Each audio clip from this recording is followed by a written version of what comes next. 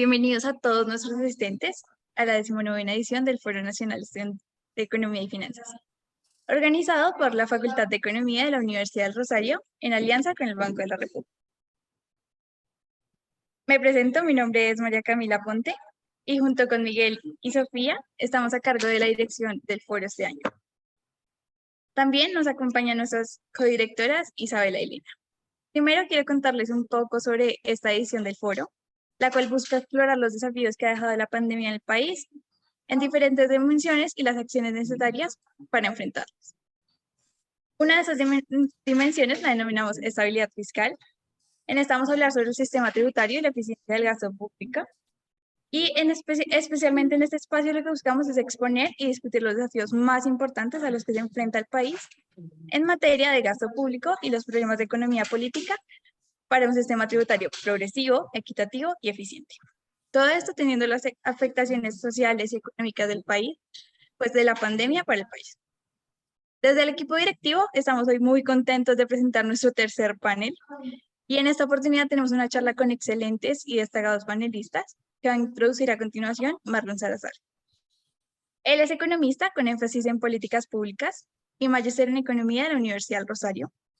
Consultar en temas relacionados con efectos de políticas fiscales sobre el mercado laboral de la facultad.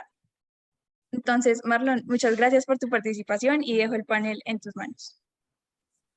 Vale, muy buenas tardes a todos y muchísimas gracias por asistir y muchísimas gracias a los panelistas por tomarse el tiempo de asistir a este evento.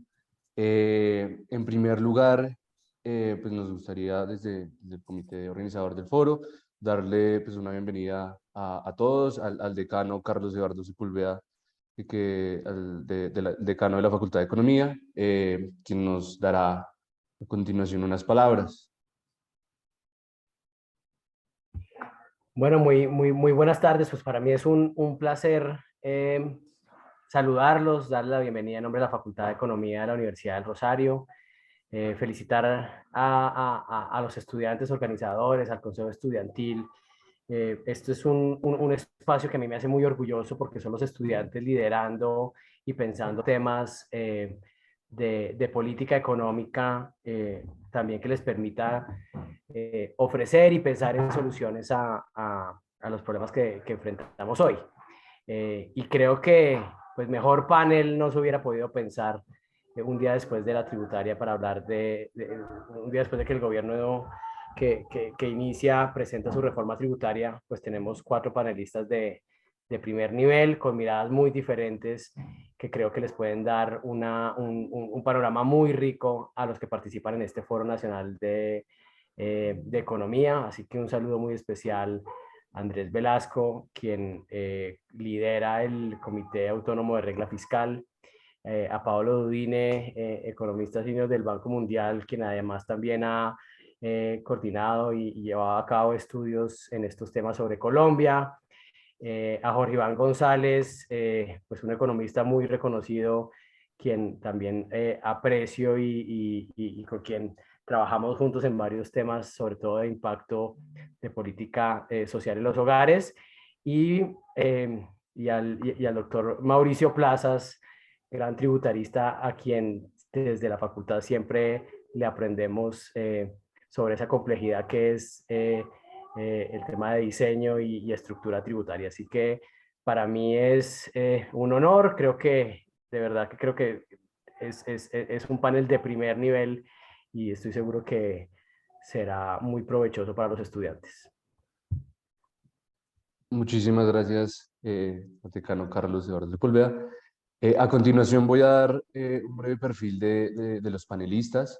Paolo es doctorado en Economía de la Universidad de Nueva York, actualmente es economista senior para la Oficina de Colombia del Banco Mundial, donde ha venido trabajando en temas relacionados con política fiscal. También fue economista senior del Departamento de Finanzas Públicas del Fondo Monetario Internacional y se ha desempeñado también como economista fiscal en Argentina y en Vietnam.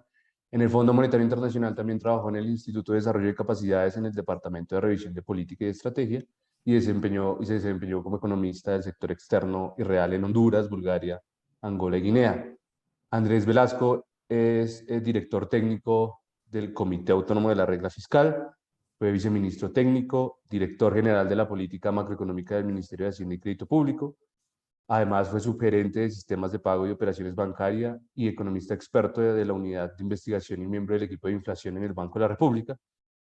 Es un máster en economía en la Universidad de Oxford y economista y magíster en economía de la Universidad Javeriana. Además de lo anterior, también se ha desempeñado como profesor de macroeconomía en la Universidad de Rosario y en la Universidad de los Andes, y ha sido profesor también en la Universidad de Oxford y en la Universidad Javeriana. Jorge Iván González es filósofo de la Universidad Javeriana, magíster en economía de la Universidad de los Andes y doctor en economía de la Universidad Católica de Lovaina en Bélgica. Fue decano de la Facultad de Ciencias Económicas de la Universidad Nacional y durante 6 años dirigió el Centro de Investigaciones para el Desarrollo CIT de dicha facultad. Ha trabajado en temas relacionados a políticas fiscales y a las finanzas públicas, y es columnista del diario La República.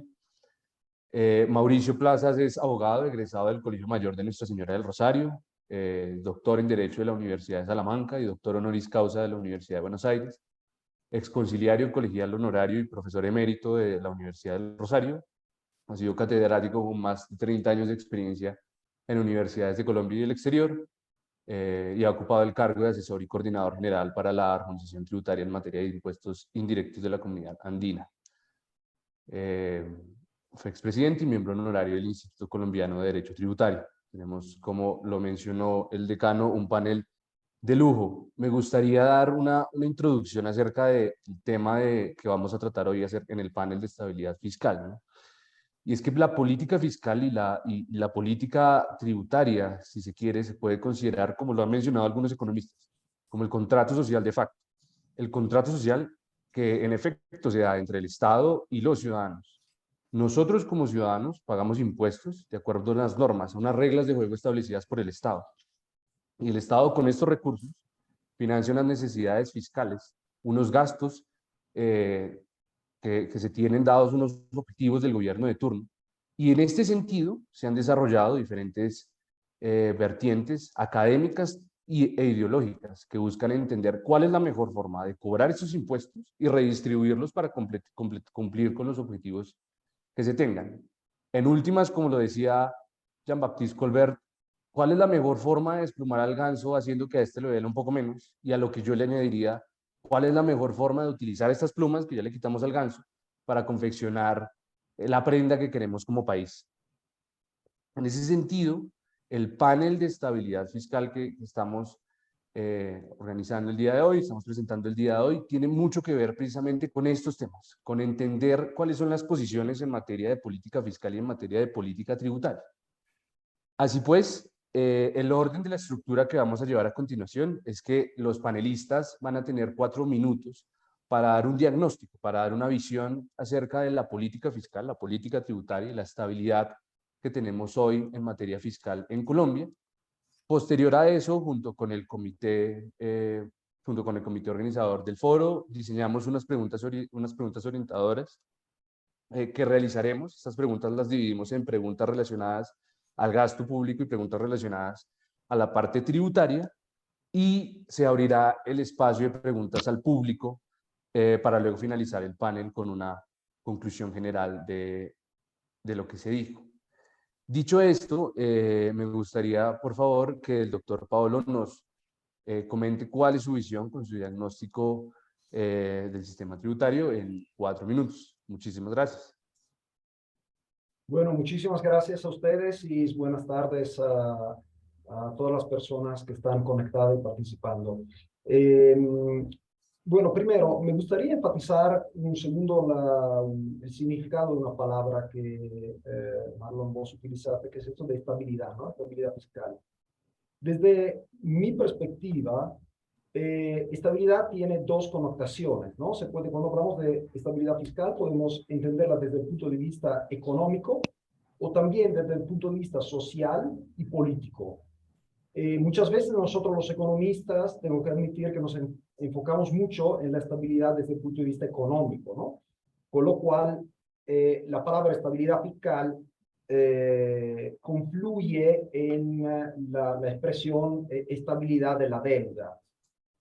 Sin embargo, creo que es muy importante también tener en cuenta el otro aspecto, que es eso de la estabilidad política y social. Bueno, ¿cuál es el contexto en el cual yo creo que hay que mirar a ambos significados de estabilidad fiscal en Colombia hoy? Bueno, Colombia enfrentó la crisis del COVID, creo, con tres debilidades. La primera, que tiene que ver puramente con el aspecto de la estabilidad fiscal desde el punto de vista económico, es que la deuda venía creciendo como porcentaje del PIB hace como el 2012, ¿no? Y eso se le estaba quitando espacio fiscal para poder no solo responder a choques, sino también para enfrentar cambios estructurales que la sociedad colombiana posiblemente está demandando. La segunda, digamos, debilidad es que el crecimiento económico venía estancado ya hace varios años, ¿no? Y más o menos ahora muchos de los economistas creo que están de acuerdo que a pesar de un repunte muy fuerte, muy dinámico de la economía, igual el crecimiento hacia futuro posiblemente se verá un poco estancado, ¿no? Con tasas de crecimiento de largo plazo alrededor de 3.3%, que, de nuevo, por posiblemente las aspiraciones de la sociedad colombiana para los próximos 20 años, no es suficiente posiblemente para poder alcanzar todas, ¿no? Y el tercer aspecto tiene que ver con la red de protección que la política fiscal le garantiza a los ciudadanos pobres y vulnerables. En particular en un sistema donde no todos los vulnerables están cubiertos, y eso ha hecho que, o ha permitido que durante la crisis de la pandemia, muchos de los vulnerables se volvieron muy pobres. Bueno, como mencionaba, Colombia ha vivido en este año un dinamismo económico que ha sorprendido a muchos creo, de nosotros los economistas y observadores. Sin embargo, queda una agenda, ¿no? A la cual atender. Y creo, según mi opinión, que los objetivos de estas agendas tendrían que ser, bueno, primero, poder mejorar el sistema de protección social para seguir reduciendo la pobreza y limitando la vulnerabilidad socioeconómica de los hogares. En segundo lugar, hay que sustentar el crecimiento. Ese 3.3% tendría que ser más alto y ahí la política fiscal puede ayudar.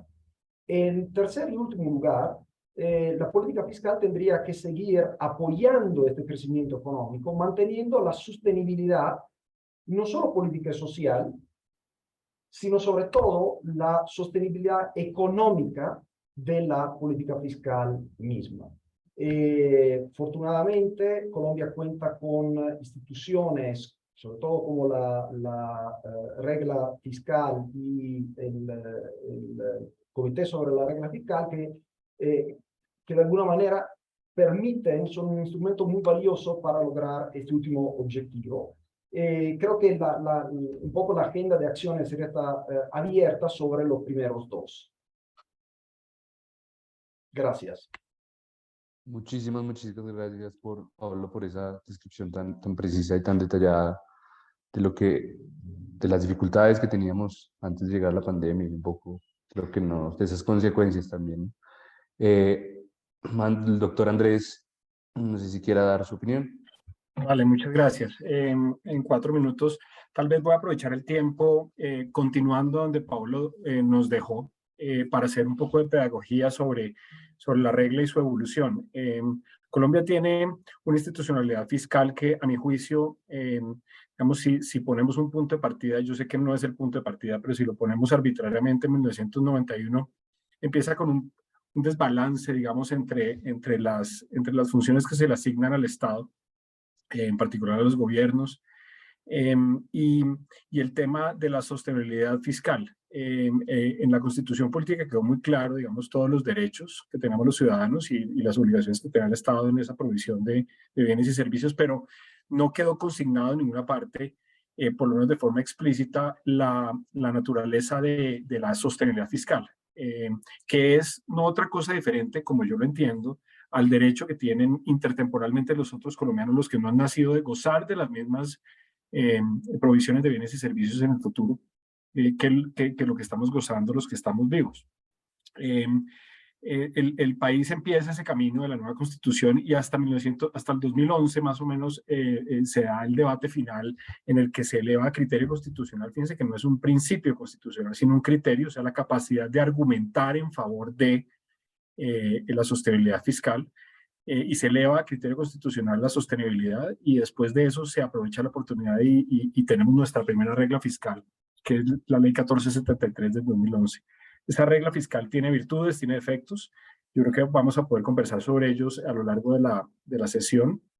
Y evoluciona después de amplios diagnósticos a lo que digamos, tenemos a partir de la Ley 2155 del año pasado, en la que se mejoran, digamos, los dos aspectos fundamentales de la regla, que es la regla misma, su parte analítica, que ahora considera una variable mucho más interesante, mucho más fundamental, que es el balance primario neto estructural, sobre el cual pues podremos ampliar, que está anclada digamos, que tiene un ancla a la deuda pública, que era una de las principales críticas que se le hacía a la versión anterior de la regla, que no evitaba un aumento de la deuda neta, y tiene mejoras también importantes sobre la institucionalidad del comité rector. En este caso, el comité consultivo de la regla fiscal pasa a ser comité autónomo de la regla fiscal, con una institucionalidad, yo diría, mucho más independiente, mucho más autónoma,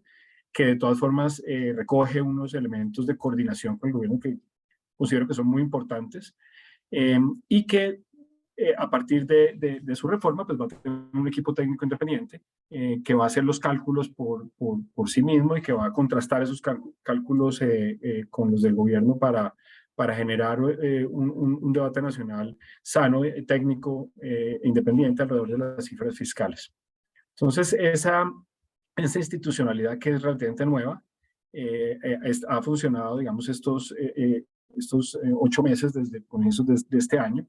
El Comité Autónomo de la Regla Fiscal se ha pronunciado ya en diferentes ocasiones y ha suscitado debates que han sido ya interesantes y que han sido incorporados por el gobierno saliente, por el gobierno entrante, en el diseño de las políticas públicas.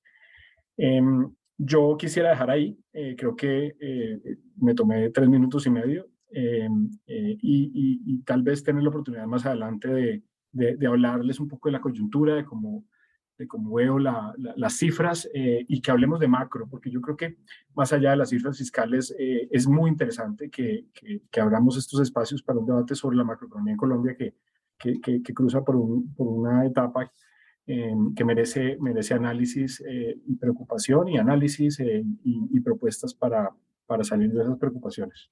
Gracias, Marlon. Muchas gracias, Andrés. Doctor Jorge Iván, ¿cuál es su descripción o diagnóstico de lo que está pasando hoy en materia fiscal en Colombia? Bueno, también comienzo agradeciéndole la invitación a la universidad, a los estudiantes, a los colegas. Yo tendría Marlo en 5 puntos. El primero es la evidencia de un aumento de la deuda pública, el saldo de deuda, no solo en Colombia, sino a nivel internacional. Y sí sería muy interesante conversar con Andrés. Para mí, Andrés, la regla fiscal ha sido un fracaso rotundo. Cuando usted tiene un aumento del saldo de deuda pública como lo que hemos tenido, pues yo digo, hay una evidencia contundente de que la regla fiscal no ha funcionado, no solamente en Colombia. Ahora que Estados Unidos aprueba millones de dólares para lanzar bombas en Ucrania, pues uno dice, ¿cuál es la regla fiscal realmente? Los países se siguen endeudando de una forma absolutamente inconcebible en los años 80. Entonces creo que hay un problema estructural de finanzas públicas, no solo en Colombia, sino a nivel internacional. El ministro Restrepo ahora sale diciendo, mejoramos este año último, pero seguimos con saldos de deuda cercanos al 60% del PIB.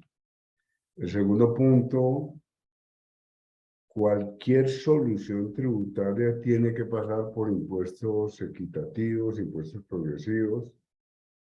Ahora al comienzo hablábamos de la nueva reforma tributaria y evidentemente hay un esfuerzo enorme porque los impuestos sean progresivos, pero estamos con unos márgenes de tributación que todavía son muy bajitos. En la propuesta que acaba de presentar el gobierno ayer, estamos hablando de 25 billones de pesos, que es una cifra importante, pero muy lejos de lo que todavía necesita la economía colombiana. Entonces hemos avanzado en el sentido que los impuestos tienen que ser progresivos, pero todavía estamos muy lejos de lo que sería el ideal. Tercer punto, yo creo que hay una asimetría enorme entre el manejo de los impuestos locales, de los gobiernos municipales y el gobierno nacional. Yo hubiera querido que en la última parte de la reforma tributaria se le hiciera un llamado desde el gobierno nacional a las grandes ciudades, a las ciudades intermedias, para que mejoraran la recaudación. Es decir, hay una especie de asimetría entre los ingresos locales y los ingresos nacionales. El cuarto punto que me parece sustantivo es hacer una evaluación de la calidad y la eficiencia del gasto.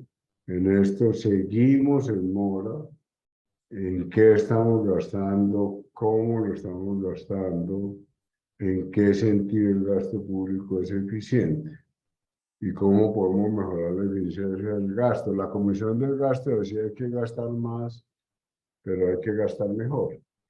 Y el último punto es el tema de tributación internacional. Creo que en esto el ministro Campo y todos somos conscientes de la importancia de incentivar una tributación internacional en donde las grandes empresas tengan que pagar impuestos. Si no los pagan en Colombia, pues los tienen que pagar en algún lado. Que no haya una elusión y evasión a través de los paraísos fiscales. Muchas gracias, Marlon. No 5 puntos, pero sí me encantaría oír a Andrés.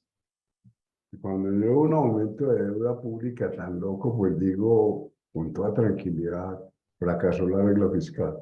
Muchas gracias, Marlon.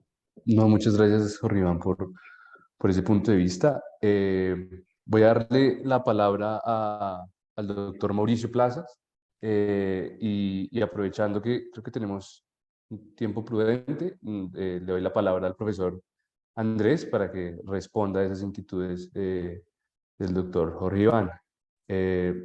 Mauricio, ¿cuál es la descripción que nos da usted? Bueno, en primer lugar, muchas gracias por la invitación y un saludo muy afectuoso a los estudiantes que han organizado este foro y a los panelistas con quienes concurro aquí.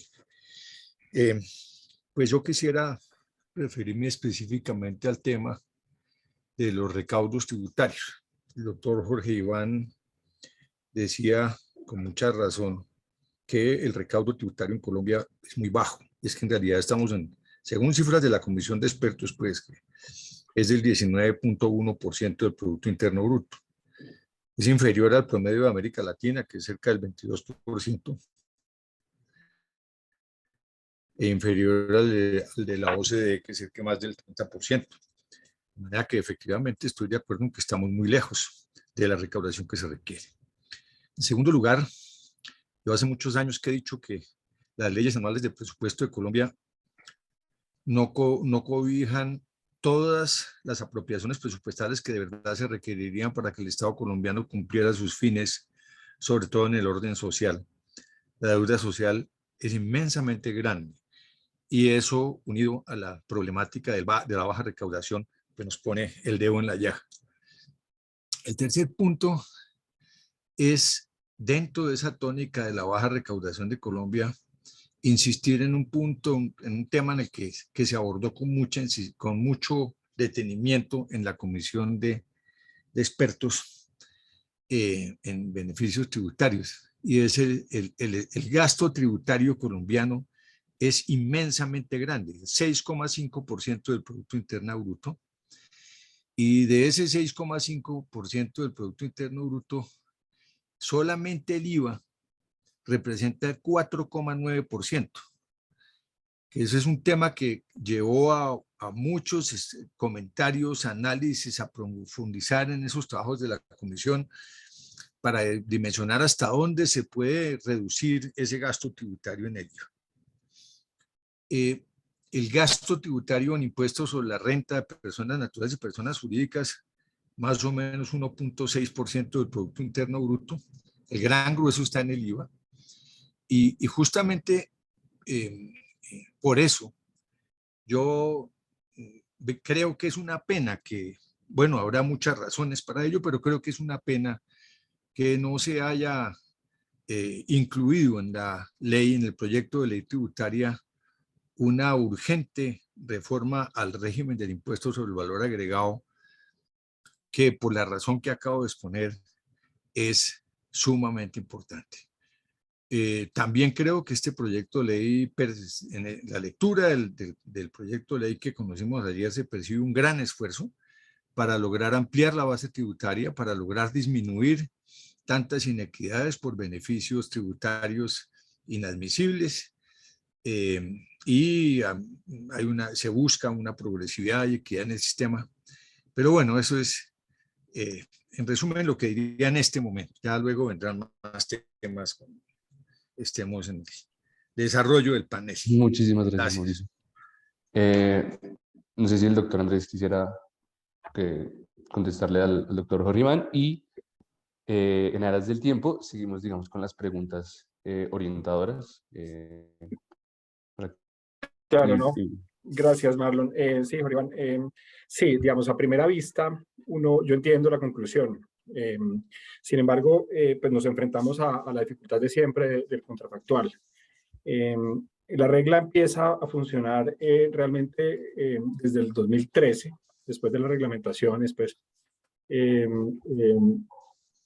Y en el 2014, pues todos conocemos el choque que sufre las finanzas públicas con la caída del precio del petróleo. En ese entonces, simplemente para recordar las cifras, el gobierno nacional pierde en cuestión de meses el 20% de sus ingresos totales.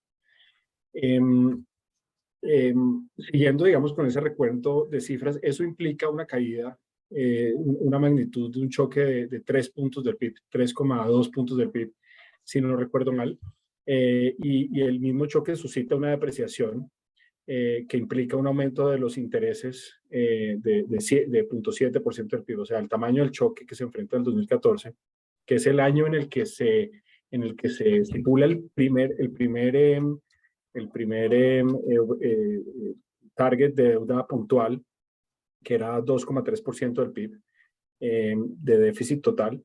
La nación pierde cerca de 4 puntos porcentuales del PIB. Sin la regla fiscal, pues es muy difícil saber qué hubiera pasado. Muy probablemente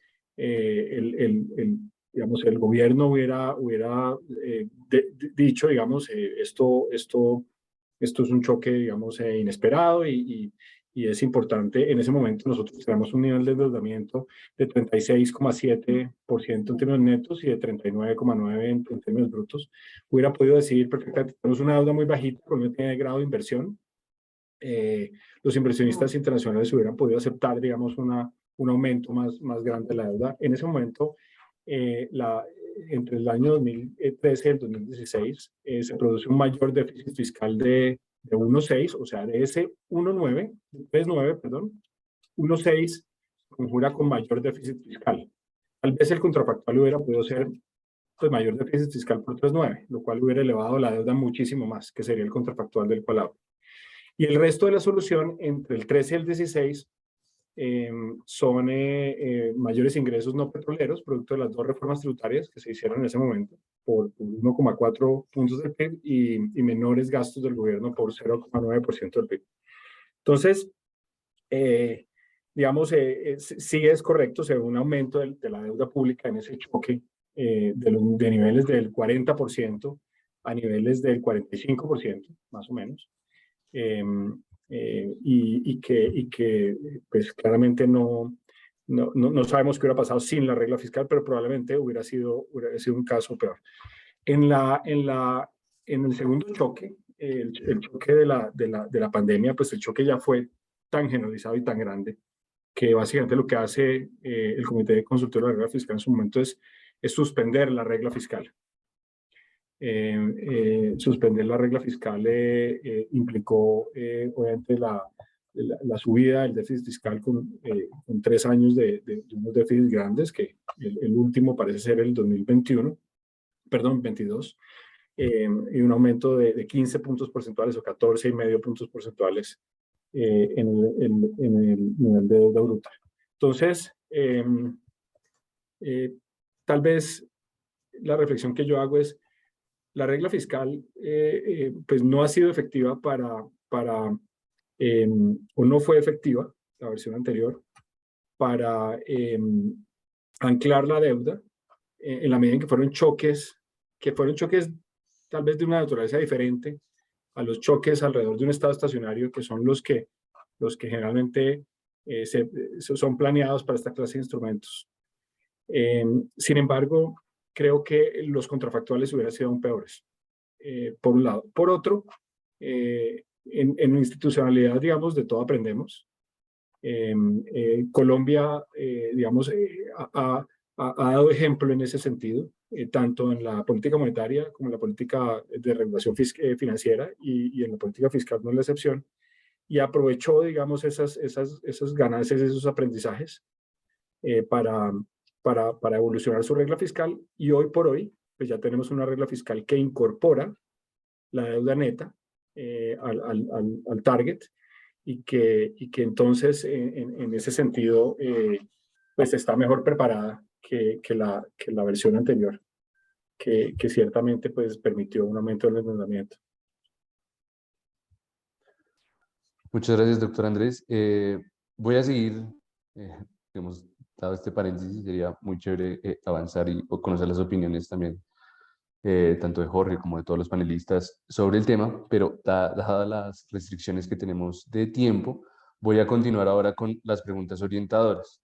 Y voy a remitirme un poco al tema que tocó el doctor Paolo, en términos de las necesidades que se evidenciaron aún más como consecuencia de la llegada del COVID-19 al mundo, ¿no?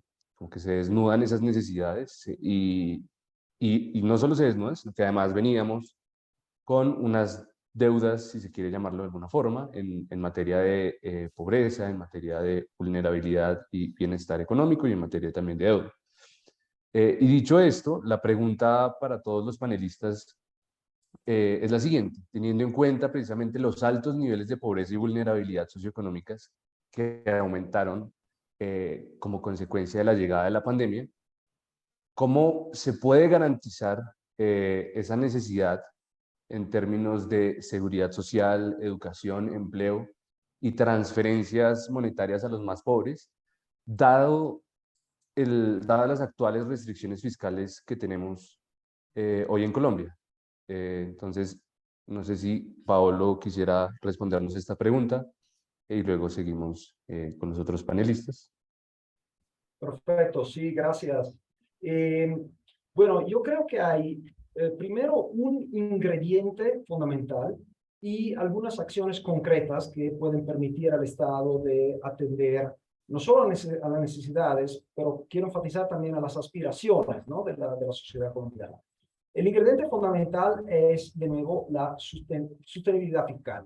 Y la sostenibilidad fiscal, si lo vemos desde un punto de vista puramente económico, estamos hablando de sostenibilidad de la deuda, ¿no? Al final, que tiene, de nuevo, dos ingredientes. Uno es la deuda en sí, el tamaño de la deuda en sí, el otro, pero el tamaño de la economía, no tanto el tamaño actual, sino el tamaño potencial, ¿no? La crisis del COVID ha dejado un poco abierta la pregunta sobre cuál es el tamaño potencial de la economía de Colombia, y ahí posiblemente creo que es importante, hasta que no tengamos una respuesta muy bien clara a esta pregunta, ser conservadores, ¿no? Sobre el tamaño de la deuda, también hay un desafío que es cómo proteger la deuda, cómo no tanto proteger la deuda, sino cómo poder contrarrestar algunos choques que están totalmente afuera del control de las autoridades, como los choques de cambio, ¿no? Respecto a las acciones concretas, yo creo que para garantizar que se puedan cumplir las necesidades y aspiraciones de la sociedad colombiana, la que mencionaste en tu pregunta, Marlon, bueno, se necesitan recursos fundamentalmente, pero también se necesita, como Jorge Iván había enfatizado antes, mejorar la eficiencia y la calidad del gasto. Y cuando hablamos puntualmente, por ejemplo, de gasto social, por eficiencia y calidad me refiero en particular a la focalización, ¿no?, del gasto. Porque una mejor focalización permite prácticamente evitar de perder recursos en individuos hogares que no lo necesitan. Un ejemplo muy claro de esto es el caso de los subsidios a los servicios domiciliarios, ¿no? Agua, gas, electricidad. Bueno, la focalización está basada en el esquema de estratos, y por cómo está diseñado el sistema de estratos actualmente, bueno, resulta que solamente 7 hogares sobre 100 ahora están clasificados en estratos 5 y 6. O sea, están clasificados en estratos que contribuyen a financiar los subsidios. Y si uno se enfoca en los hogares más ricos, resulta que el 70% actualmente está recibiendo subsidios a agua, electricidad y gasto. Subsidios que amontan a menos de 1% de su ingreso. O sea, estamos hablando de gastos que se está haciendo en hogares que no lo necesitan y que podría ser focalizado en hogares que más lo necesitan. Mejorar la calidad del gasto requiere, creo, instrumentos que le permitan al Estado medir la calidad, los resultados del gasto y tomar decisiones informadas por estas decisiones. Y creo que también en los ambientes de los tecnócratas o de los economistas, este punto no es tan enfatizado, ¿no? En particular, de manera muy concreta, creo que, por ejemplo, se tendría que introducir o institucionalizar las revisiones del gasto público y cambiar la presupuestación, introduciendo una presupuestación informada por resultados de gasto. Muchísimas gracias, doctor Pablo. ¿Qué opina digamos, de esta pregunta el doctor Mauricio? Bueno, a mí me parece que, pues evidentemente los recursos son fundamentales, que es un eje central. Es desde luego que hablaba que se requiere un trabajo muy importante en gasto público. Ha habido aquí 2 misiones de gasto público en las últimas décadas en Colombia. Debería haber una nueva misión del gasto público para los fines estos de eficiencia, austeridad, en fin, del gasto público. Pero el tema central ahorita, en este momento, es un tema de recursos. Solamente pensando en lo que les decía del IVA en Colombia, que tiene un gasto de tributario de casi 5 puntos del Producto Interno Bruto. Estamos hablando, según las cifras del proyecto de ley, pues del PIB que se pone como referente en la exposición de motivos del proyecto de ley, cerca de 80 billones de pesos. El gasto tributario correspondiente al IVA.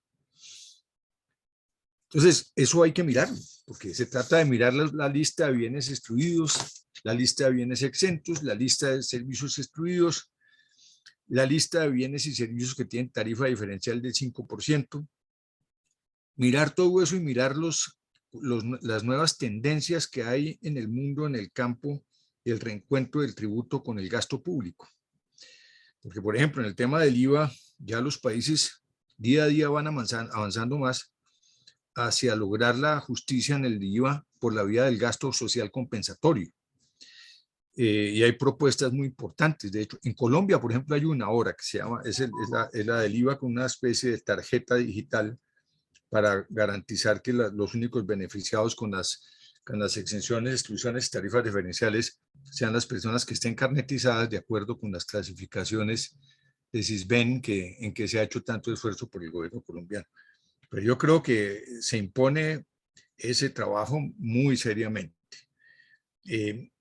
Y bueno, y otro punto que mencionaría es que no se puede concebir, y eso se ha dicho desde diferentes fuentes, pero vuelvo a la comisión de expertos, las reformas tributarias no tienen por qué ser incrementales. El problema no se soluciona incrementando puntos en los tipos impositivos, sino que el problema se soluciona es haciendo reformas de calidad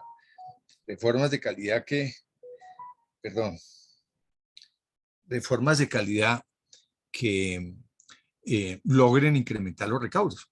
Y el eje central es justamente el gasto tributario. Más adelante seguramente habrá preguntas sobre la cuestión de las sociedades, del impuesto a las sociedades en Colombia, del impuesto a los dividendos, que son cosas que hay que mirar con un gran detenimiento y sin un criterio incremental.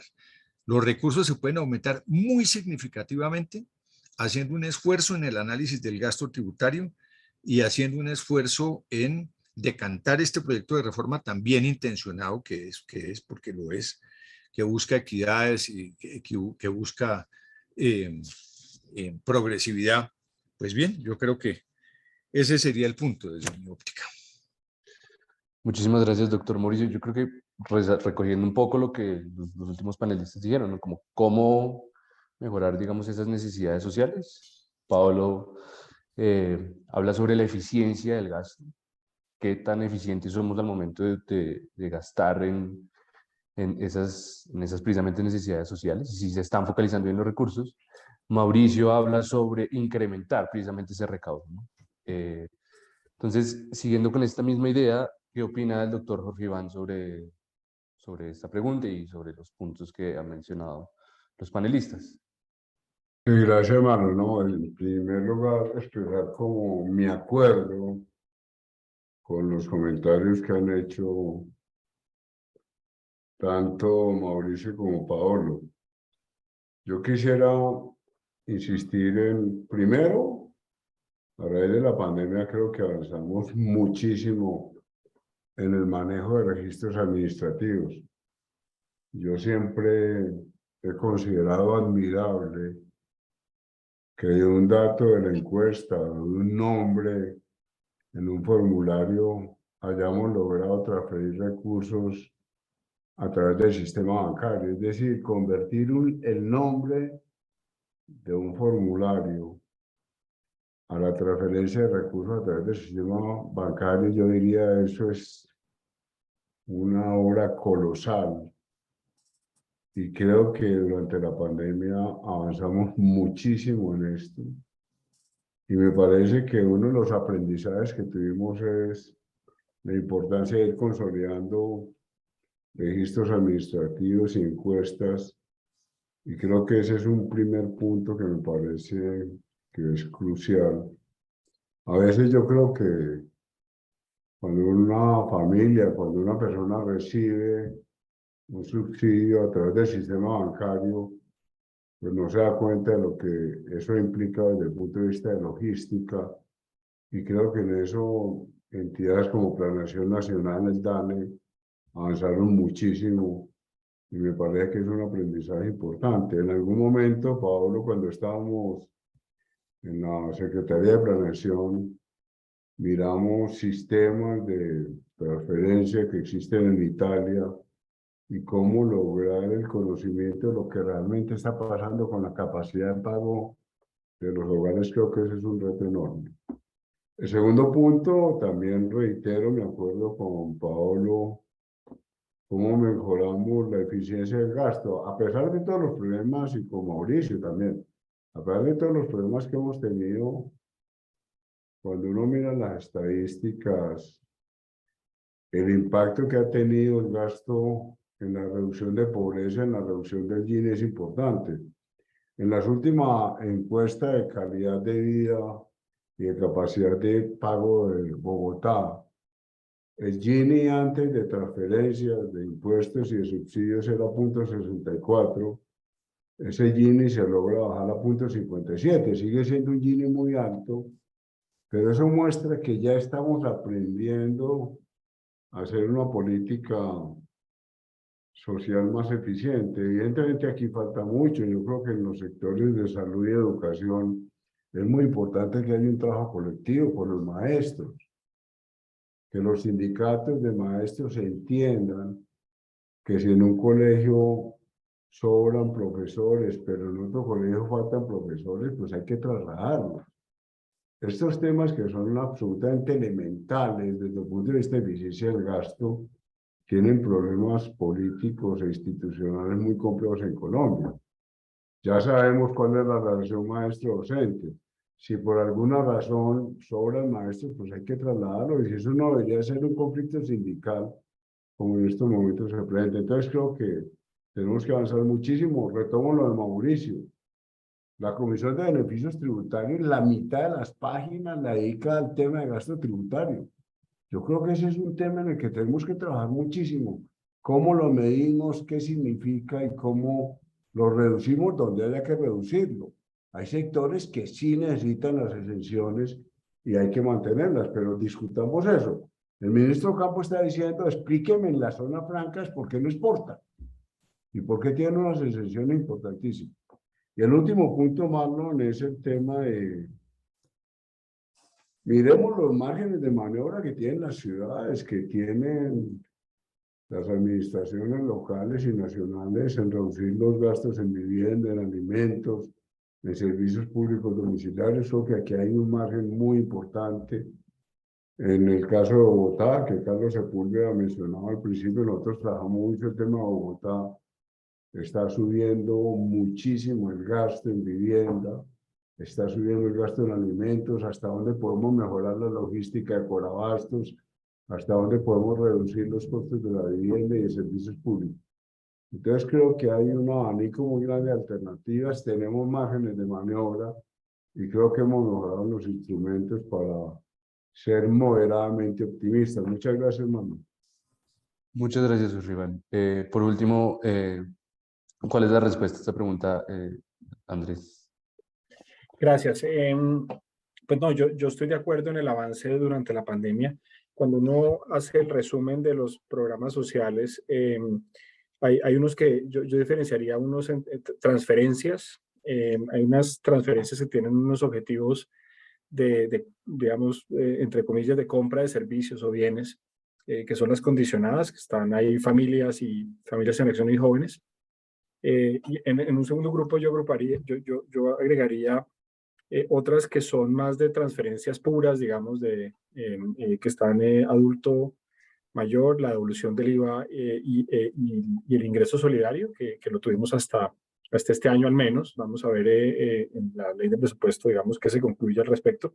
Y hay el tercer grupo de otras transferencias que ya son subsidios, ¿cierto? Que modifican los precios de los servicios, por ejemplo, servicios eléctricos y combustibles. Con respecto a los primeros dos grupos, yo lo que observo es que la tecnología, y en esto estoy de acuerdo con Joribán, la tecnología de reparto, digamos, de llegar a los hogares evolucionó de forma aceleradísima en los últimos 2 o 3 años. A mí me tocó estar en el Banco de la República en la sugerencia de sistemas de pago y de operación bancaria, que es la sugerencia que administra los tubos, las tuberías por las cuales esas platas llegaron a los hogares, a través de las cuentas del gobierno en el CUD y de la ACH, CENIT, observando lo que pasó con la ACH Colombia. los costos de esas transferencias disminuyeron sustancialmente en los últimos 10 años. El primer disparo de familias costaba 14.000 pesos por disparo. En la pandemia, Ingreso Solidario llegó a pagar el Estado 1.000 pesos por disparo. Entonces, realmente la eficiencia que se ha ganado ahí, el conocimiento es invaluable, y eso nos va a facilitar generar una modernización en el gasto que yo creo que va a ser un cambio tecnológico y que hay que aprovechar como tal. Hay que exigirle al Estado que eleve el estándar dado esa oportunidad de cambio tecnológico. Con respecto al tercer grupo, que ya son subsidios, yo siento que nos debemos como Estado, y en eso apoyo, digamos, el tema de las revisiones de emisión de gasto, etcétera. Sobre los subsidios eléctricos, digamos, es un tema que al parecer está sobrediagnosticado, pero no hemos encontrado, digamos, cómo poner el cascabel al gato para reducir esos subsidios eléctricos o acotarlos, digamos, a las poblaciones que realmente los necesitan más sin generar incentivos perversos. Y es también el caso, pues, de los subsidios de combustibles que hoy por hoy cuestan 3 puntos del PIB. Y que tienen, digamos, en riesgo la estabilidad de las finanzas públicas en el corto plazo. Entonces, en resumen, yo creo que la estrategia es aprovechar el cambio técnico en los dos primeros grupos, que son las transferencias condicionadas y las transferencias directas, focalizando. SISBEN 4 es una gran idea, una gran oportunidad, y generar un debate público, digamos, urgente sobre temas como subsidios eléctricos y subsidios de combustibles que definitivamente necesitamos reevaluar, porque se nos está yendo una cantidad de recursos que probablemente no generan suficiente bienestar, y si es un mundo de plata. Muchas gracias, doctor Andrés. Voy a agrupar dos preguntas que vamos a hacer de manera individual para Andrés y Paolo, dadas las limitaciones de tiempo, pero que tienen una relación muy grande. Y esto lo hago para también darle espacio a las preguntas de los participantes, de las personas que están viniendo a ver el foro, y luego continuamos con las preguntas relacionadas al tema de tributación, que también creo que es muy interesante. Y las preguntas están relacionadas precisamente a lo que estamos observando ahorita en la coyuntura internacional. Expectativas de recesión económica por parte de Estados Unidos, aumentos de tasa de interés por parte de Estados Unidos. Tenemos déficit externos que están en principio aumentando en la región, tanto en Colombia como en Latinoamérica. Posibles riesgos, si se quiere ver de alguna forma, de déficit gemelos, ¿no? Tenemos un aumento en el balance primario, pero también estamos viendo que hay un déficit en cuenta corriente.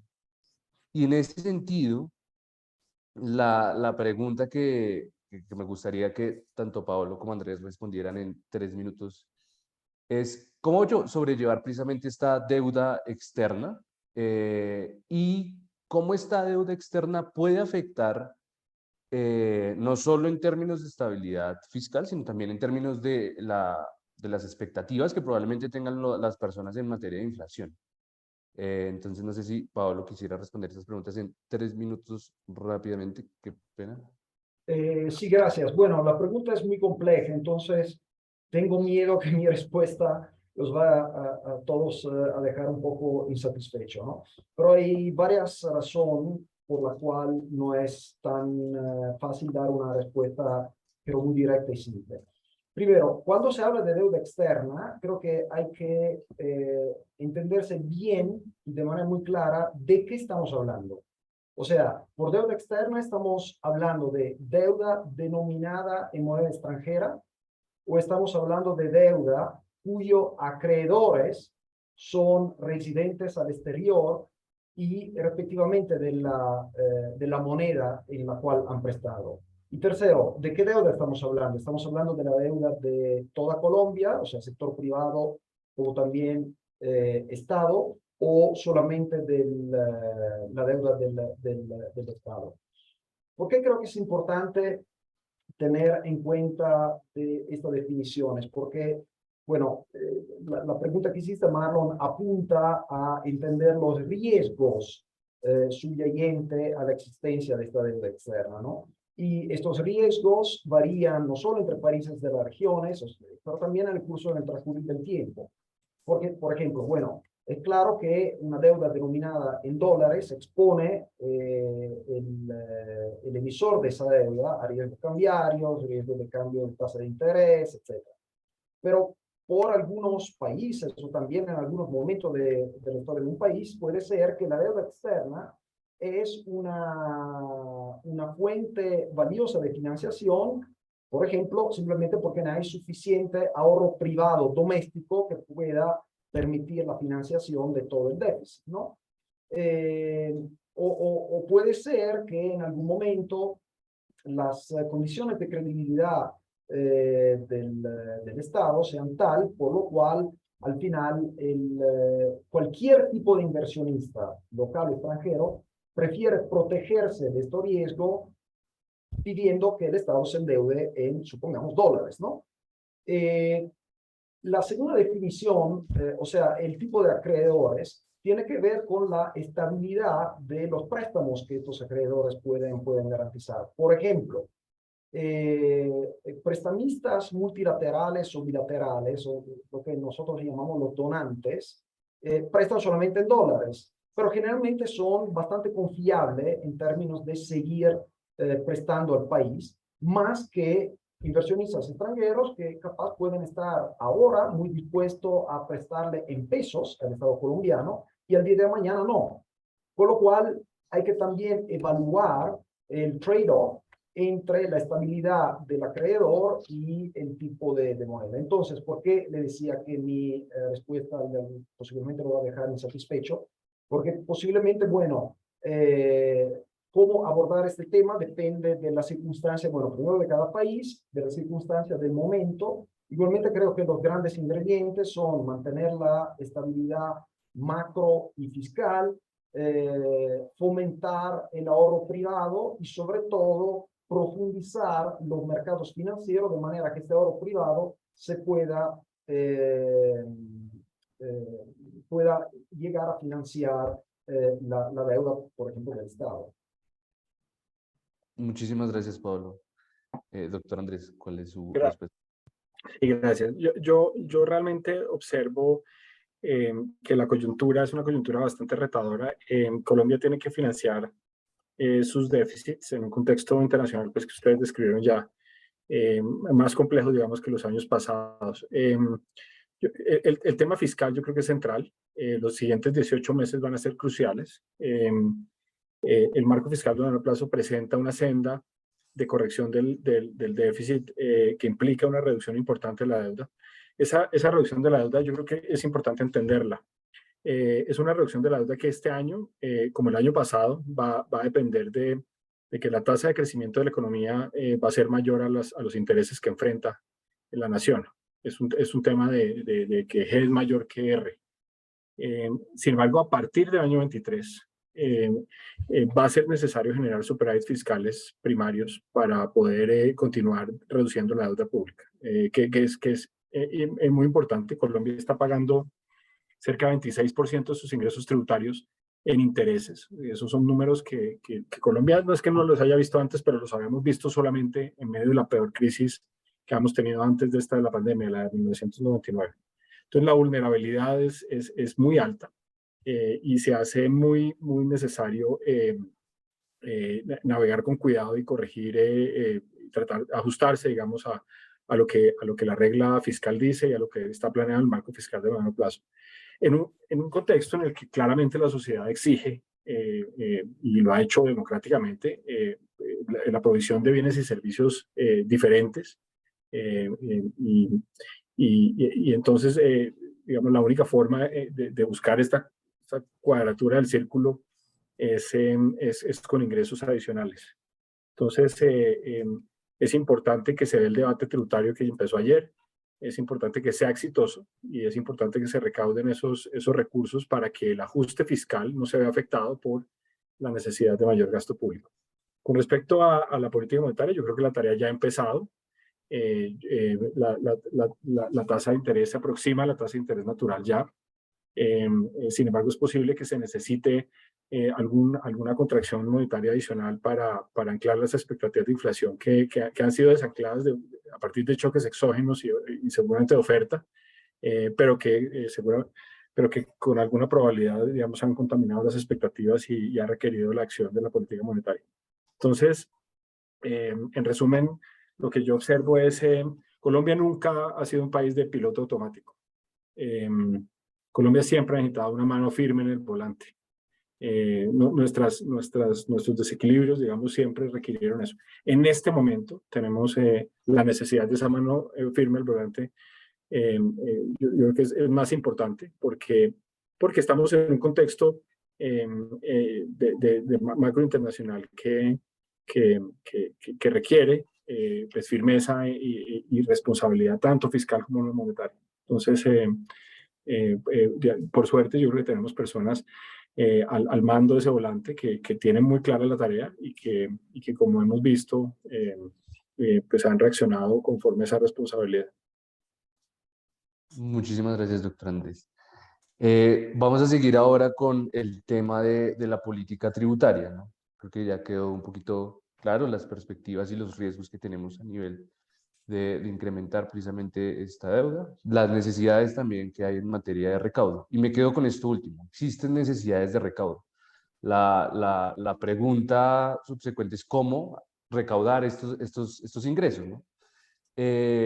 Y para todos los panelistas, la pregunta es la siguiente.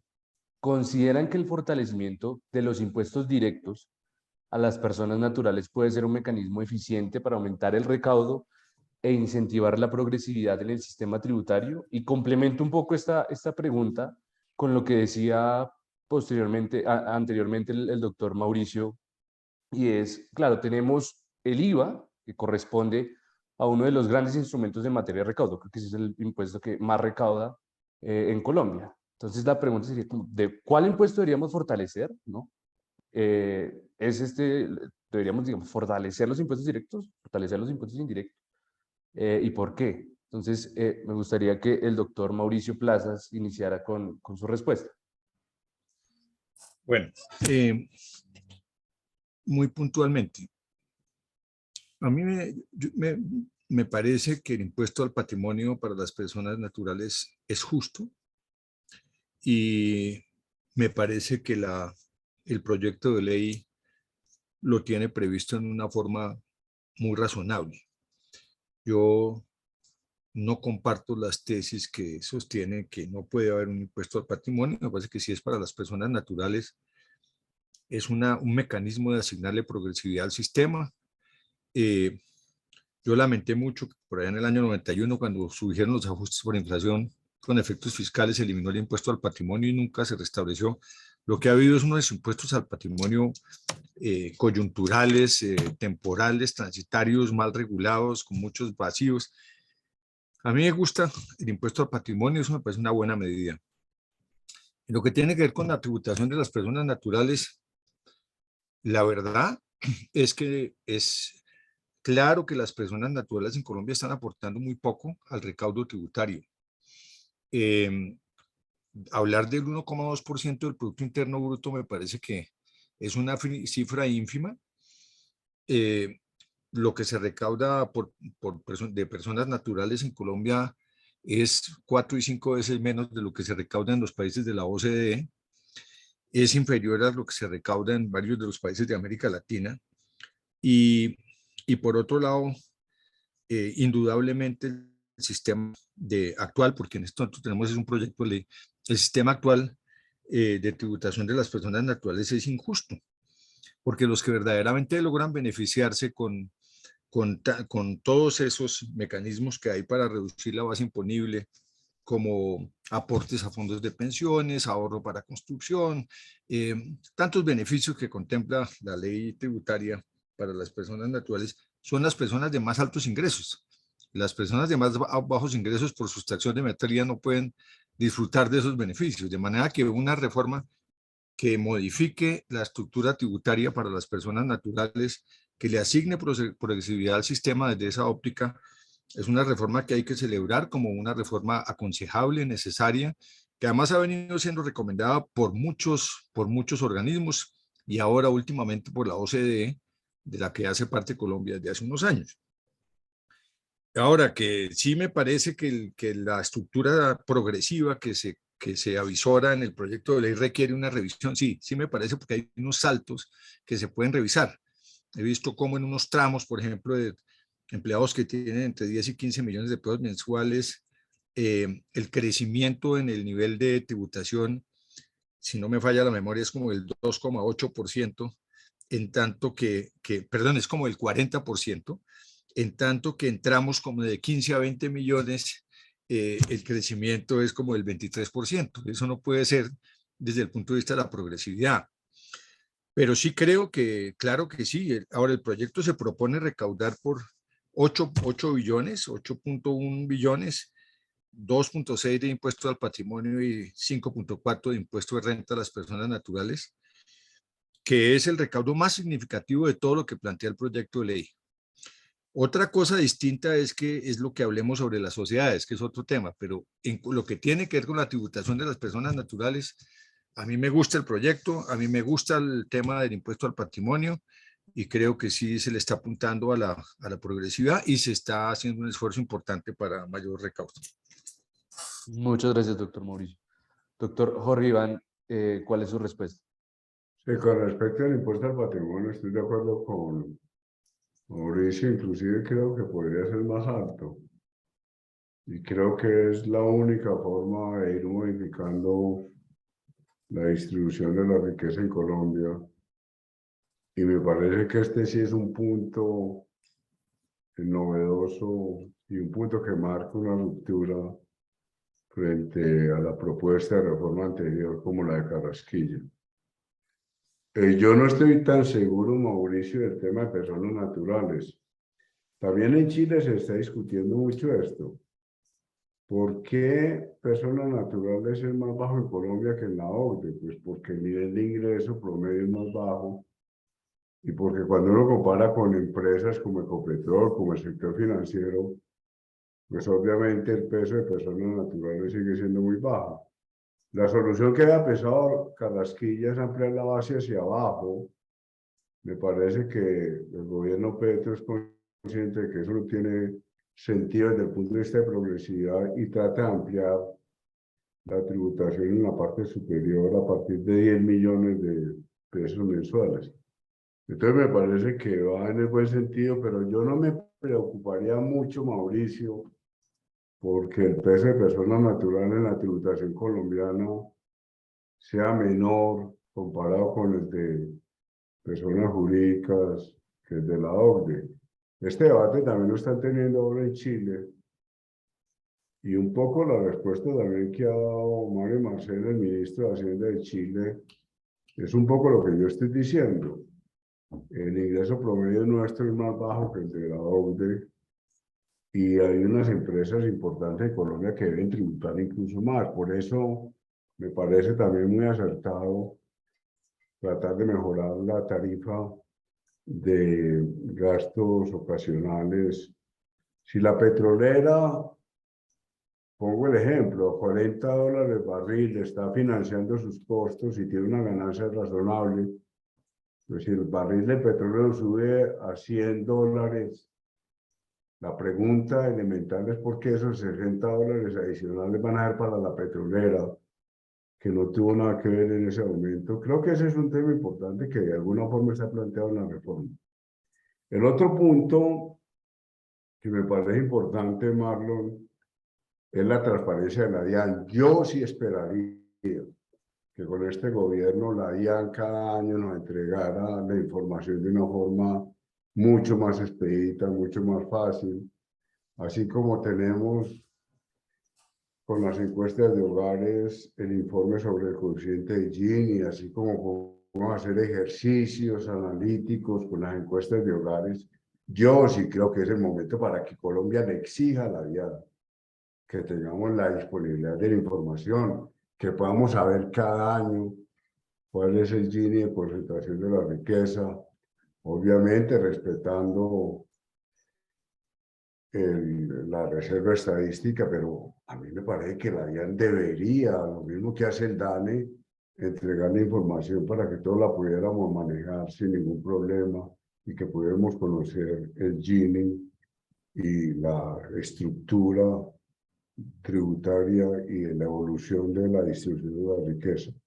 Y el último punto, que ya lo mencioné, es que yo sí creo que el Congreso tiene que insistir en que la tributación local debe mejorar. Es una tributación que no depende del gobierno nacional, pero yo sí creo que desde presidencia, desde el Ministerio de Hacienda, hay que hacer una supervisión de por qué la bajísima tributación predial de muchos municipios, la bajísima tributación predial de muchas ciudades intermedias del país.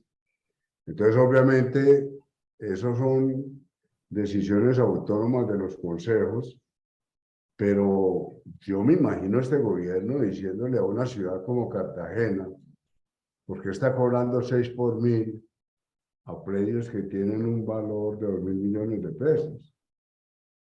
¿Por qué a grandes inversionistas que tienen inmuebles en Cartagena usted le está cobrando solamente 6 por 1000 de predial? Esas preguntas son legítimas del gobierno nacional y para los municipios pequeños una ayuda, obviamente, en la actualización catastral, pero en la medida en que nosotros mejoremos la tributación local, que es donde creo que hay un margen maravilloso, un margen amplísimo de tributación, pues en cierta forma se desahoga al gobierno nacional porque los municipios van a tener recursos propios y los municipios tienen necesidad de que haya mensajes del gobierno nacional, que haya una presión del gobierno nacional y una ayuda técnica del gobierno nacional para que mejore la tributación local. Gracias, hermano. Muchas gracias, doctor Jorge Iván. Doctor Pablo, ¿qué opina de la pregunta que tenemos? Bueno, si me permitís, voy un poco a desmontar tu pregunta, que es muy puntual, realista, como una pintura realista, pero te la voy a desmontar y hacer una pintura cubista, ¿no? Y bueno, primero, yo creo que incentivar la progresividad tributaria no tiene que ser un objetivo en sí. O sea, el objetivo final podría ser, por ejemplo, aumentar la capacidad redistributiva de todo el sistema fiscal, con lo cual la progresividad de los tributos es una componente, la otra componente, pero también es la focalización del gasto. Por ejemplo, tener un sistema tributario más progresivo, que pero sigue combinado con gasto tributario, que como enfatizó antes Mauricio, es muy alto y en muchos casos es regresivo, o seguir teniendo subsidios que llegan a los más ricos aún si no lo necesitan, igual no es un avance significativo, ¿no? Pero bueno, volviendo a la pregunta puntual sobre si los impuestos directos a las personas naturales son un mecanismo eficiente, ¿no?, para aumentar la progresividad. Déjame desmontar esta pregunta en tres, ¿no? Primer aspecto podría ser si los impuestos directos a las personas naturales crean espacio para aumentar la tributación. Y la respuesta claramente es sí. Como ya Mauricio y Jorge Iván mencionaron, Colombia recauda muy poco respecto a otros países en este tipo de impuestos, recauda mucho más en términos de impuestos a las empresas. Otro dato podría ser que si uno mira desde el 2000, ¿en qué tipo de impuestos se incrementó más el recaudo? Se nota que mientras los impuestos a las personas naturales aumentaron solamente de 0,5 puntos del PIB, los impuestos a la renta de la persona jurídica aumentaron en 2 puntos del PIB, ¿no? Con lo cual el esfuerzo se ha concentrado más en tributar las empresas que las personas. Entonces sí hay espacio para recaudar más. La segunda pregunta podría ser, ¿es un instrumento eficiente desde el punto de vista económico? Y al final yo creo que sí, porque, bueno, de manera muy simplista, si quieres, yo creo que los individuos en sí no generan ni empleo, ni inversión, ni actividad. Es el emprendimiento que los individuos conducen y hacen, o como trabajadores independientes, o como empresas, que genera empleo, inversión y actividad. Entonces, gravar demasiado las empresas genera costos económicos en términos de menor oportunidad de emprendimiento, menor generación de empleo, menor inversión, que al final la sociedad viene pagando de alguna manera. Tercer punto, estos impuestos pueden aumentar la progresividad del sistema. Bueno, por su naturaleza, los impuestos directos a la persona natural son progresivos, porque como en Colombia las tasas marginales permiten aumentar la tasa efectiva de tributación al aumentar del ingreso, y esa es la definición de progresividad. Pero obviamente la progresividad del sistema depende de dos componentes: las tasas marginales y sus umbrales, como ha mencionado Mauricio, pero también las exenciones, porque las exenciones achican el ingreso sobre el cual el individuo tiene que aplicar esas tasas marginales y por ende pagar el impuesto. Y al achicar el ingreso sobre el cual se aplican el impuesto, hay dos efectos. Primero, que las personas que pagan posiblemente pagan menos de lo que podrían pagar de otra manera, pero también se achica la base de los tributaristas. Y esto yo creo que conlleva a otra pregunta, que es si la base de los tributaristas es suficientemente amplia. Por ejemplo, se ha enfatizado ayer en el discurso que, bueno, el sistema está dibujado de manera que más o menos un individuo con ingreso de 9 millones de pesos mensuales prácticamente no tiene que pagar. O sea, la tasa de tributación en promedio por ese nivel de ingreso es de más o menos cero. Y la pregunta es si esta persona, este individuo con este tipo de ingreso, podría contribuir algo y por ende aumentar la progresividad total del sistema. Y esta creo que es una pregunta que queda abierta. Muchas gracias, Pablo. Andrés. Gracias, sí.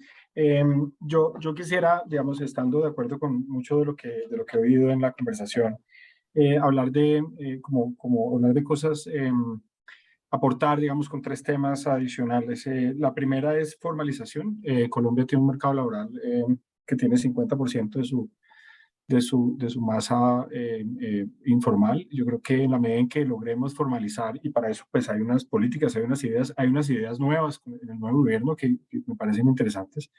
A medida que podamos formalizar el mercado laboral, pues podemos incluir más personas, digamos, a aportar. Y eso, yo creo que es por ahí que vamos a equiparar, digamos, estos promedios de la OCDE, porque yo creo que ese es el fundamental que nos obliga, nos hace diferentes. Entonces el tema de la formalización es clave.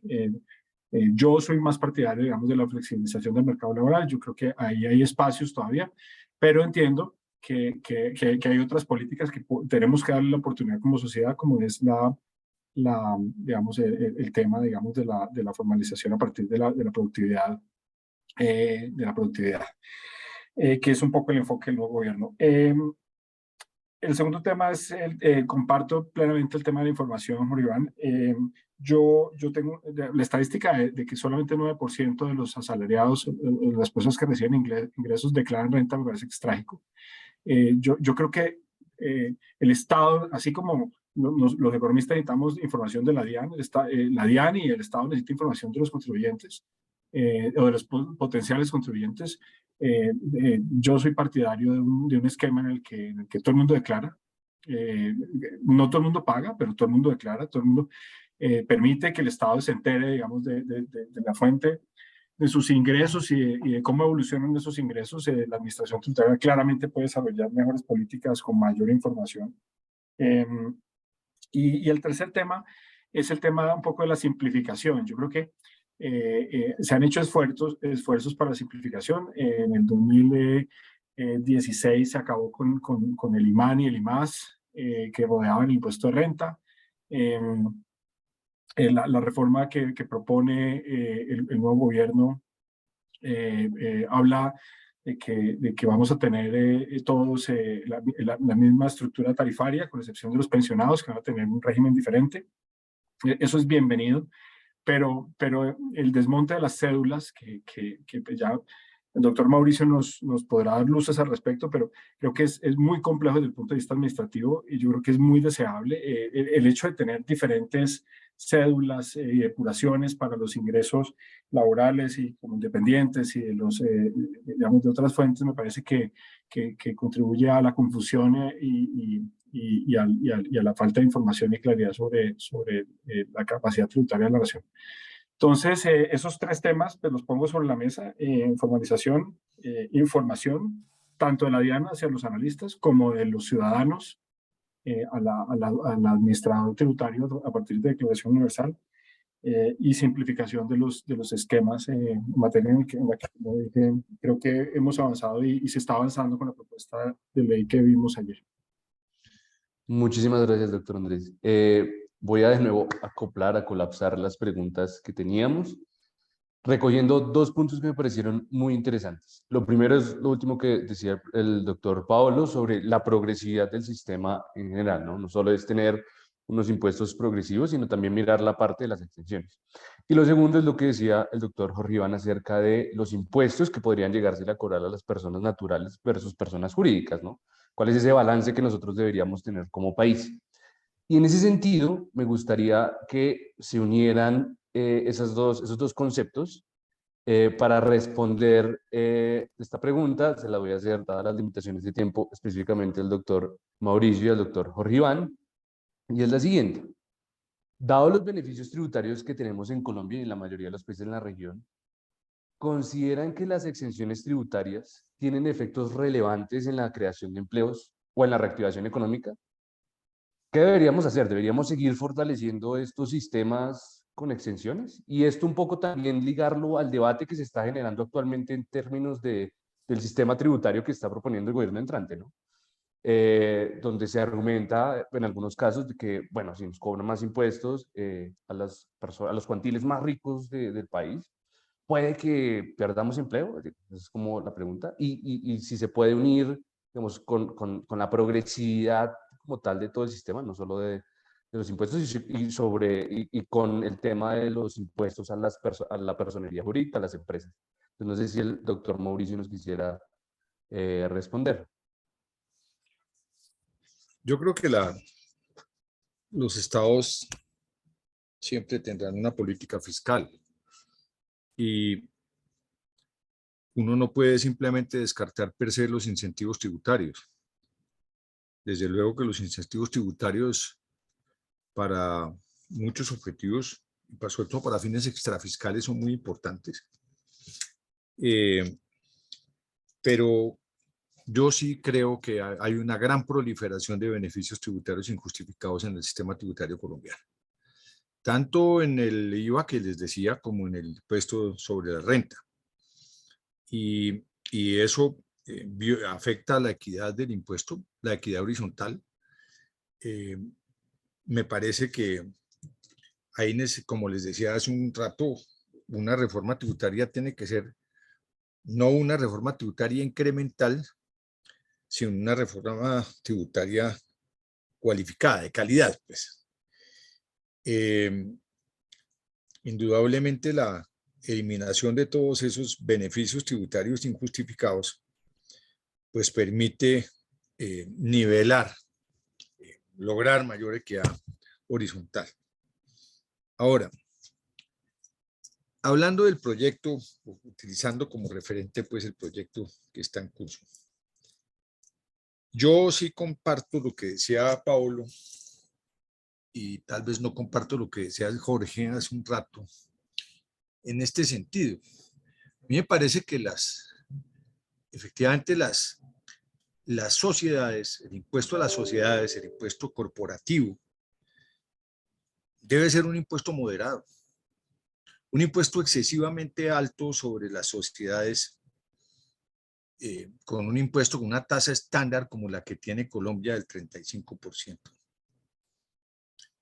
Es un impuesto que puede desestimular la demanda de empleo, que puede desestimular la inversión.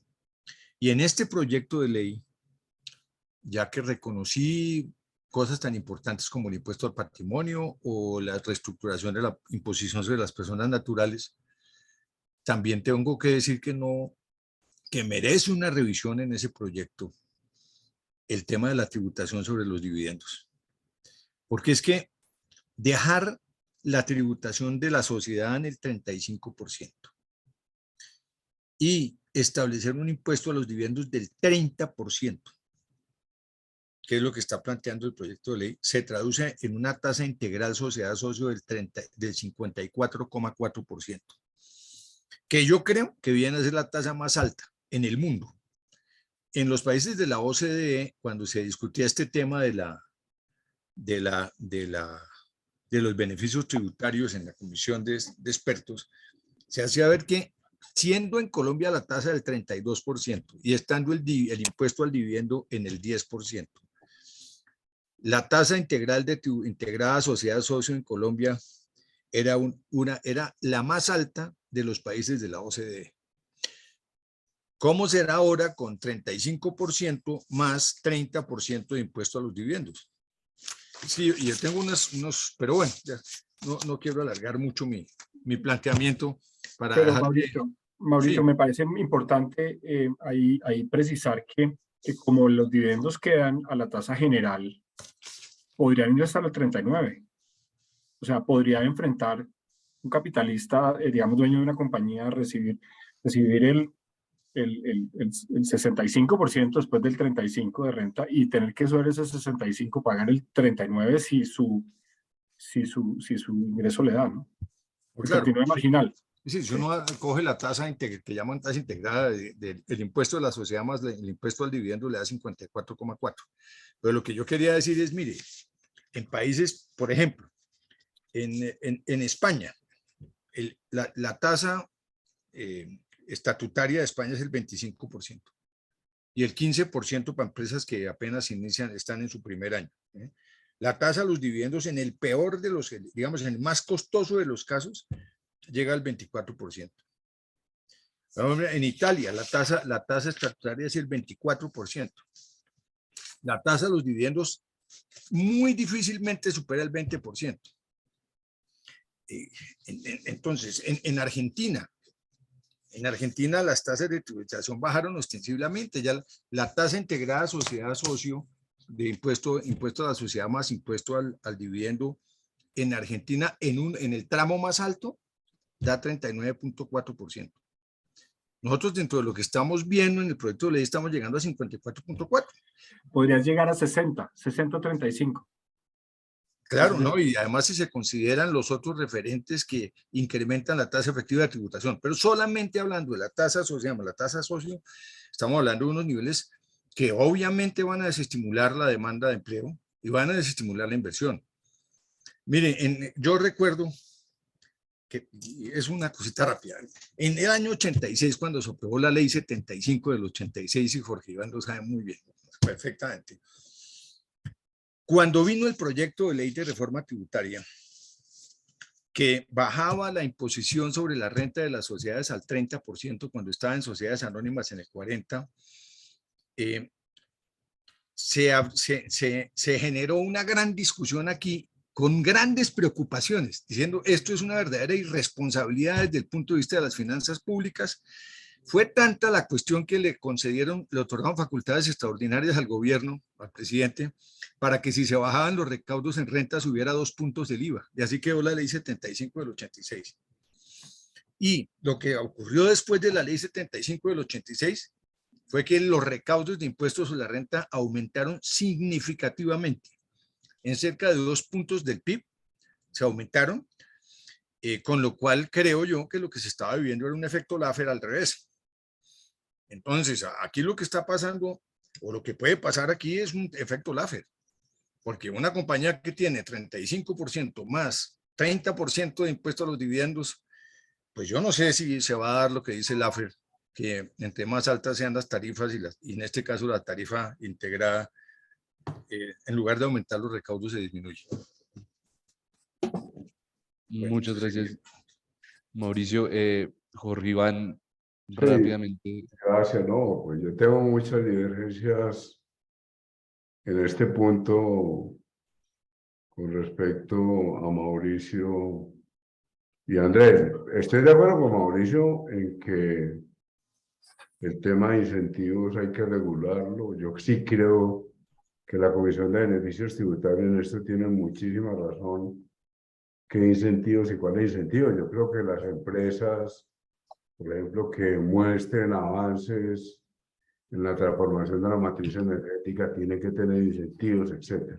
Entonces, en ese punto, estoy perfectamente de acuerdo con Mauricio. No estoy de acuerdo, Mauricio y Andrés, en la discusión. ¿Cuál es la tarifa efectiva? Nosotros en Colombia tenemos dos análisis. Steiner y Desarrollo, que nos dicen que la tarifa efectiva de las empresas es altísima. Y luego Jorge Garay y Jorge Spitia, que nos dicen que la tarifa efectiva de las empresas es menos del 5%. Entonces, yo creo que uno de los temas, Andrés, de transparencia, es que definamos cómo calculamos la tarifa efectiva. En este momento, ninguno de nosotros se pone a discutir si el Gini está bien medido o no, pues ya más o menos aceptamos que el Gini es una aproximación adecuada. Pero cuando estamos discutiendo el tema de tarifas de las empresas, entonces, claro, la suma que hace Mauricio y que de alguna forma acepta Andrés, es la suma de las tarifas nominales de la persona que recibe el dividendo y de la empresa. Pero la pregunta que yo les hago es, cuando Luis Jorge Garay y Spitia nos dicen que la tarifa efectiva de las empresas ni siquiera llega al 5%, entonces, ¿cómo estamos viendo la tarifa efectiva? Yo creo que uno de los temas que deberíamos discutir en este gobierno es cómo vamos a establecer un parámetro en el que más o menos estemos de acuerdo para determinar cuál es la tarifa efectiva de la empresa, porque lo estamos moviendo entre el 5%, menos del 5% de Jorge Garay Spitia y casi el 60% que menciona Steiner y Desarrollo en algunos de sus trabajos. Y dos comentarios rapidísimos, Marlon, que no quiero dejar pasar. Yo estoy de acuerdo con Andrés, avancemos hacia declaración de renta universal. Los esfuerzos que nosotros hagamos en esto son cruciales. Cuando Petro estaba en la alcaldía de Bogotá, Petro dijo no más estrato. Vámonos hacia otra medición. Con los colegas italianos, Paolo, hicimos unos estudios, pero yo creo que debemos avanzar hacia una declaración de renta universal, unas personas para pagar impuestos y otras para recibir subsidios. Acabemos con los formularios de familia en acción y de Sisbén y vámonos a una declaración de renta universal. Y lo otro, un chat que hay, Marlon, sobre el catastro multipropósito. Yo sí creo que el catastro multipropósito, en la medida en que avance, desahoga el gobierno nacional. Bueno, pero esos son los puntos. Y yo sí creo, Mauricio Andrés, que tenemos que discutir qué es la tarifa efectiva, claro. Cuando Mauricio suma 30 y 30, pues sí, eso es una locura. Pero es que el primer 30, realmente las empresas están pagando el 30. Bueno, gracias. Tarea aceptada, Jorge Iván, con todo el gusto. Me parece que me acepto. No, muchísimas gracias a los panelistas. Quedan algunas preguntas por fuera. Hay digamos, recolectando un poco todas las preguntas del público en general, yo creo que la principal es ¿cuál considera que son los principales retos o desafíos que implica la implementación de la nueva reforma tributaria? Me gustaría, dado que ya doctor Jorge, Andrés y Mauricio han participado, que el doctor Paolo pues contestara esta pregunta. Y ya sería como para finalizar este panel de estabilidad fiscal.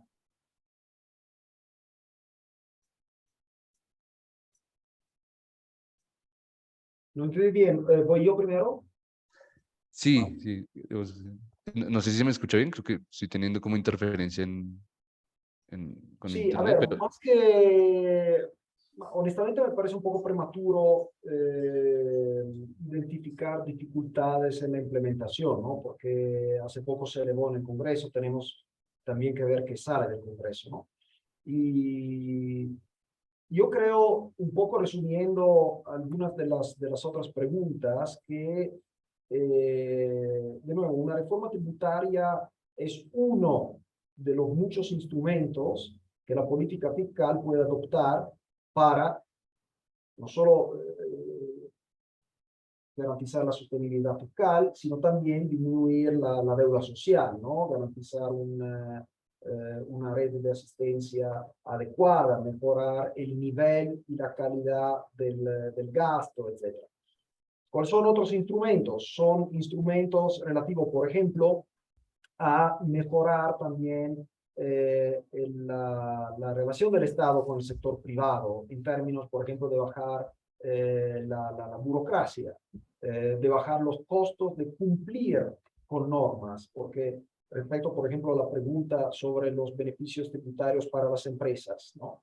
Eso son una medida que ayuda a disminuir el costo de relacionarse con el Estado por una empresa. Pero si estos están completamente cancelados por costos de cumplimiento con normas, por ejemplo, bueno, estamos a nivel cero, digamos, ¿no? Entonces, mejorar en un lado puede ayudar también al emprendimiento, mejorando, por ejemplo, bajando los costos de, como decía, de cumplimientos con normas. Y lo mismo también, por ejemplo, eficiencia en la manera en la cual se recauda, en la identificación, por ejemplo, de los tributaristas, en transparencia, por ejemplo, como se ha mencionado antes. Estos son muchas áreas en la cual también se puede avanzar. Entonces creo que el desafío, si quieres, de implementar la reforma tributaria es cómo se puede avanzar en todas estas otras pistas que son complementarias a la reforma en términos de lograr los efectos deseados. Muchas gracias, doctor Pablo. Doctor Mauricio, ¿cuál es la respuesta, perdón, a esta pregunta de cuáles son los principales retos? Pues yo creo que el reto no es solo el gobierno, sino el país entero. Nosotros tenemos en el país que hacer causa común, arropar este proyecto que es tan importante, aportar todo lo que esté a nuestro alcance para que el proyecto se consolide, se afirme. Hay cosas que hay que corregir, pero las intenciones del proyecto son buenas y verdaderamente la deuda social del país es inmensamente grande. Así que las perspectivas son del país completo. Todos nosotros, cada uno desde nuestra ventana tiene que colaborar con esto. Y así pues tendrá un buen ambiente. Yo siento que en el Congreso seguramente se va a dar una discusión seria sobre esto. Yo imagino pues que habrá planteamientos muy interesantes, que se examinará la cuestión con todo el detenimiento. Hay una voluntad de la gente tiene claro que Colombia necesita pagar esa deuda social y pues de eso se trata, de manera que este es un momento muy importante porque es un gobierno que se está iniciando con muchas esperanzas y con una favorabilidad importante, de manera que las perspectivas son del país entero y hay que apoyar esto. Muchas gracias, doctor Mauricio. Doctor Jorge Iván, ¿cuál es su respuesta? Sí, yo creo que es una reforma que no va a tener, creo que demasiada discusión, creo que se va a aprobar relativamente fácil en los puntos básicos. Ahora, cuando uno mira, ya Andrés hacía referencia al enorme costo de la deuda, estamos hablando en el presupuesto 2023 casi de 70 billones de pesos, pues todavía estamos muy lejos de lo que necesitaríamos. En el presupuesto 2023 se reduce de manera significativa el presupuesto del Departamento de Prosperidad Social. Cuando uno piensa en lo ambicioso que es este gobierno frente al tema del sector rural, por ejemplo, estamos hablando en todo el sector, pues, de 1.3 billones de pesos solamente. Entonces, esta es una reforma importante, pero frente a los retos que tiene la sociedad colombiana, y ya también se hace referencia al principio, el gasto público en Colombia con respecto al PIB sigue siendo muy bajito, necesitamos un Estado que intervenga mucho más. Y este es un paso importante, pero claramente muy insuficiente frente a lo que necesitamos. Ese afán del gobierno, que yo lo comparto, de modernizar el sector agropecuario, cuando usted mira el presupuesto de 1.3 billones, uno dice, ¿Cómo vamos a modernizar el sector agropecuario con 1.3 billones? La sola Secretaría de Educación de Bogotá, la Secretaría de Educación de Bogotá anda casi en 7 billones de pesos y no le alcanza la plata. ¿Cómo transformar el sector agropecuario de Colombia con 1.3 billones de pesos? Esa es la duda que a uno le queda. ¿Cómo avanzamos en esa dirección? ¿Y cómo logramos transformaciones radicales que necesitamos? Entonces, en ese sentido, el proyecto es bienvenido. Creo que sí se necesita hacer reforma tributaria. Algunas afirmaciones del ministro Restrepo que en el corto plazo no necesitamos reforma tributaria, yo no creo que hayan sido ciertas, creo que necesitaba la reforma, pero de todas maneras creo que aún si se aprueban estos 25 billones seguimos muy lejos de lo que necesitaríamos. Gracias, Marlon. Muchas gracias, Iván. Finalmente, el doctor Andrés, principales retos. Gracias, sí, yo de acuerdo con todos, se necesita la reforma. Yo creo que, y de acuerdo con Mauricio que digamos, lo ponía muy claro, yo creo que es importante recuperar el ambiente de gobernabilidad. Yo creo que es una de las cosas que nos diferenciaba a nosotros de otros países de América Latina. Y era que aquí siempre ha habido problemas, pero siempre ha habido una capacidad de los gobiernos de sacar las iniciativas necesarias adelante y importante que el país pase la página y que con esta reforma, digamos, se observe la gobernabilidad, ese diálogo entre el legislativo y el ejecutivo. Para eso va a ser fundamental, y ya lo mencionaban también ustedes, mis compañeros panelistas, puntualizar en qué nos vamos a gastar esos recursos. Yo creo que tiene que producirse, digamos, un diálogo alrededor del presupuesto de la nación que está radicado y que cuyo, digamos, el techo del presupuesto debe finalizarse a más tardar en septiembre 15. Entonces, de aquí a allá, pues es importante que el gobierno dé luces sobre qué vamos a hacer con los recursos que se están consiguiendo, porque eso va a generar legitimidad. Y entonces, no solamente vamos a gozar de gobernabilidad, o sea, de una buena relación entre el Ejecutivo y el Legislativo, sino de una reconstrucción del contrato social que yo creo que se vio interrumpido, al menos por un momento, con la protesta social que suscitó los temas fiscales el año anterior. Y eso es importante porque yo creo que coincidimos todos con que la reforma tributaria pues tiene que ser el primero de los grandes proyectos que este gobierno tiene que emprender. Yo creo que existen otros temas, seguramente sobre los cuales habrá espacios para que en este foro y en muchos otros se discuta el tema pensional, es un tema importante, el tema de las tierras, el tema de la implementación del proceso de paz, por ejemplo. Yo creo que hay que revisar, digamos, ese tema. A mí me tocó escribir el marco fiscal de mediano plazo del 16 y el 17 con los P por Q, los valores de la paz. Yo creo que eso hay que volver a revisarlo, junto pues con mil temas más que están en la agenda. Entonces, para mí el reto fundamental es recuperar la gobernabilidad y recuperar la capacidad de construir contrato social, y que la población entienda, digamos, que esto es de todos y que hay que construirlo. Muchísimas gracias, doctor Andrés. Ya para finalizar, invitamos a todas las personas a que prendan las cámaras para hacer una pequeña foto y a manera pues, de conclusión, creo que hay puntos donde hay una coincidencia en términos de las ideas de cómo implementar este recaudo y cómo redistribuir los recursos en materia de mejorar precisamente la focalización y la eficiencia del gasto. Y en materia de generar precisamente una progresividad no solo de los impuestos, sino de que el sistema. Hay diferencias en términos de las exenciones que se deberían o no continuar, en términos también de la tributación a las personas jurídicas. Pero se coincide en general en que se podría, que esta es una oportunidad para que existan mejores tiempos, para que se aprenda, digamos, de lo que ya se ha avanzado y seguir avanzando en materia de construir ese contrato social que tenemos nosotros como país.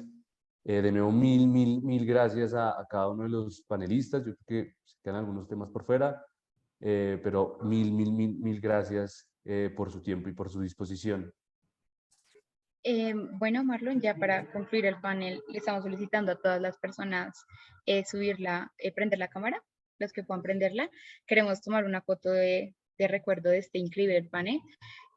Agradecemos de nuevo a los panelistas por su tiempo y sobre todo pues un espacio muy pertinente teniendo en cuenta que ayer salió una reforma y la discusión estuvo bastante interesante. Yo siento que fue muy chévere contar con su pues, energía, conocimiento y para los estudiantes esto nos enriquece como profesionales, nos aporta en nuestra trayectoria académica, profesional y estamos muy contentos de, pues desde el foro, traer estos espacios a diferentes personas porque acabó pues conectados no solo el Rosario, sino de otras universidades y también no solamente estudiantes. Entonces, pues nada, sonrían para la foto.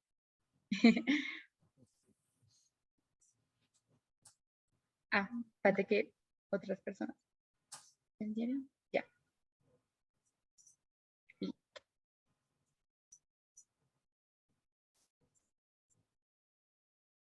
Listo. Entonces, pues nada, de nuevo, mil gracias a todos los panelistas.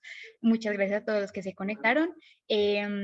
Y pues de igual forma, en las redes sociales del foro vamos a seguir, pues digamos, comunicando nuestras próximas actividades. Vamos a tener de pronto también próximamente un panel y un espacio sobre educación, los desafíos que nos deja la pandemia en educación.